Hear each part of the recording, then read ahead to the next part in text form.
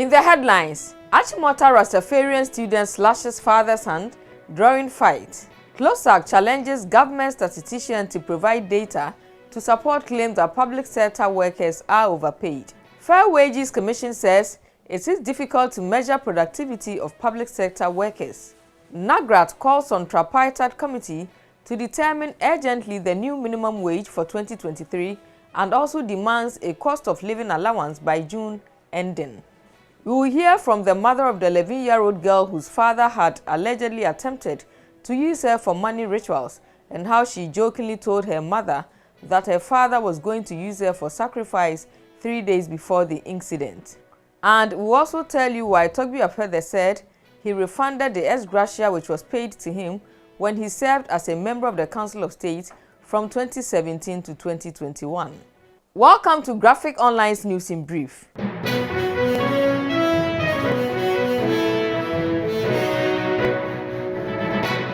The father of one of the Rastafarian students who had admission issues at the Achimota school because of the Rasta hairstyle has alleged that his son has attacked him. The son allegedly slashed the father's hand during a fight, and in return, the father has threatened to kill him if it happens again. In a video the father posted on social media showing his slashed hand, he alleged he confronted the son for a misbehavior and the boy got angry and attacked him. Iron has done to my hands. He spoiled his sister's tablet and they were supposed to take it to the repairer this morning. They asked her, so they even came to tell me, the sister came to tell me they were taking the laptop to the repairer. I said, yes, all right then. And I went to see them in the room. I asked them why, and he said, oh, well, Tyrone is not ready. Why are you not ready? Long story short, they had arguments. So I went back there to ask him why. Then he just unplugged the laptop and started walk over me. And he's been doing this all these years, which of course his mother tolerates. She even asked me one time, why is it that I don't want anybody to have peace in this house? Even before the Achimota case, he was so arrogant, so I wasn't even ready to follow him anywhere. I went to the court with him and defended him just for the sake of humanity, for the sake of Rasta. If it had been only because of this boy, I wouldn't have gone. You see me now? And this is the third time. Last week, the government statistician, Professor Samuel Kobnenim, raised concerns about how workers in the public sector were generally overpaid. Today, he has received a response from the Civil and Local Government Staff Association of Ghana, who are asking him to provide data to back his claims that public sector workers are overpaid. Responding to Professor Enim's claims, CLOGSAG, in a letter signed by its Deputy Executive Secretary, Kojo Krakani, called on the government statistician to provide, among other things, indicators and the sample size used to conduct the research. They again want to know about the stratification and any other relevant data or information to enable CLOGSAG have an objective assessment of the findings. CLOGSAG is not the only body reacting to this. The Fair Wages and Salaries Commission has also commented on the issue. In an interview with the Ghana News Agency, the Fair Wages Commission said it is difficult to measure the productivity of public sector workers against their salaries under the current salary structure. Elankra, the Acting Director of Research, Monitoring, Evaluation and Public Affairs, told the GNA that there was supposed to be a component of the single spine pay policy linking productivity, but that component was yet to be implemented. Today, the National Association of Graduate Teachers called on the National Tripartite Committee to determine urgently the new minimum wage for the year 2023. Addressing a press conference in Accra, the Vice President of Nagrat, Jacob Anabon, urged the Public Sector Joint Negotiations Committee to start processes for the determination of base pay for the 2023 year before June 30. And the last time we had it was in April.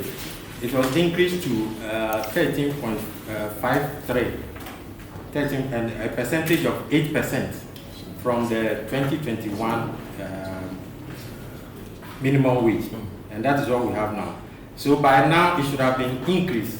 That we were expecting that to have been done in April, which has not been done, because government takes this into consideration when they are preparing the budget for November.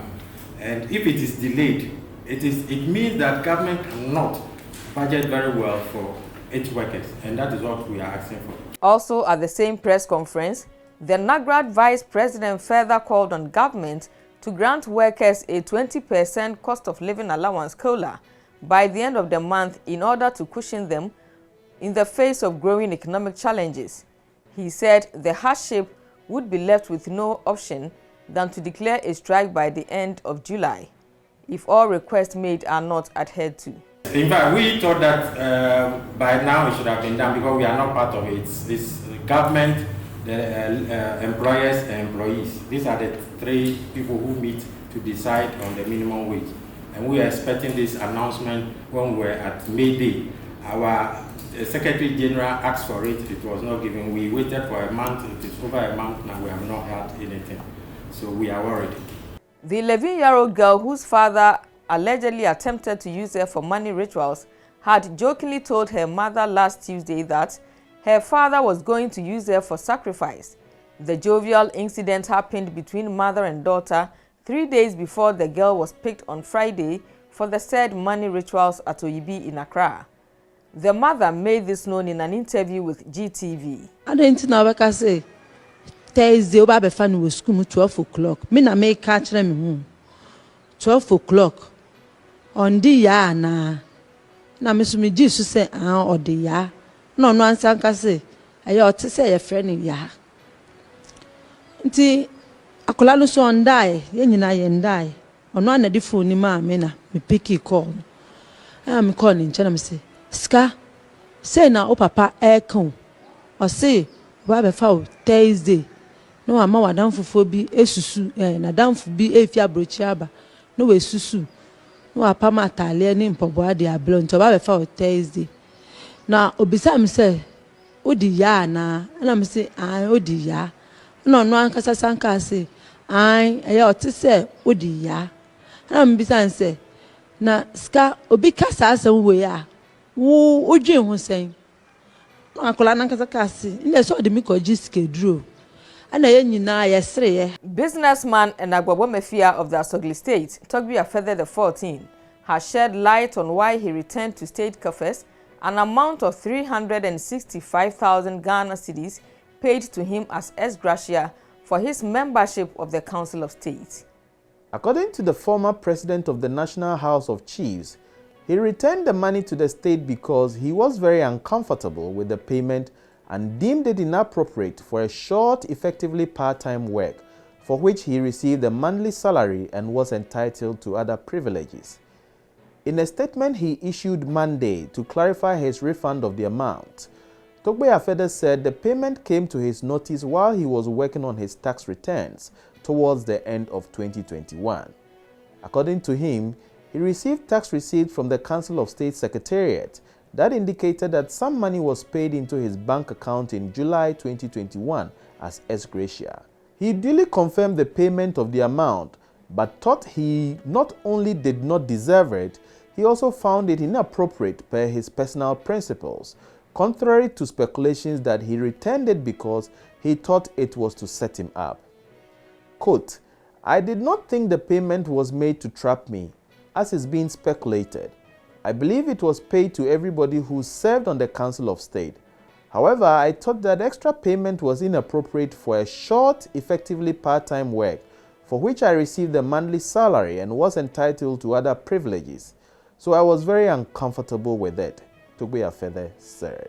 And before we go, the Greater Accra Regional Security Council today paid a working visit to the Council for Scientific and Industrial Research Animal Research Institute at Frafraha to ascertain the extent to which the institute's 200-acre land had been encroached upon. The regional minister Henry Quartey shared these thoughts with the media after the tour. The Restcheck decided to move to the side so we can ascertain the situation for ourselves.